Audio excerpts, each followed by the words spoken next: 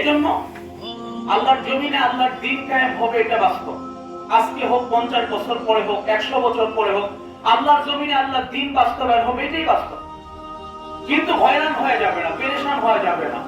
অথচ আমরা দেখেন কোরআন কারীমের মধ্যে আল্লাহ তাআলা বলেন, ইয়া আইয়ুহাল্লাযীনা আমানু উদখুলু ফিস-সিলমি কাফা, ঈমানদার তোমরা ইসলামের মধ্যে পরিপূর্ণ দাখিল করো।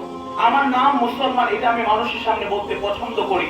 আমার সার্টিফিকেটে মুসলমান নাম রাখতে আমি পছন্দ করি। আমার পাসপোর্টে মুসলমান নাম রাখতে পছন্দ করি। ভিসায় নাম রাখতে পছন্দ করি। মানুষের সামনে মুসলমান হিসাবে উপস্থাপন করা, উপস্থিত হওয়া, এটা আমি পছন্দ করি।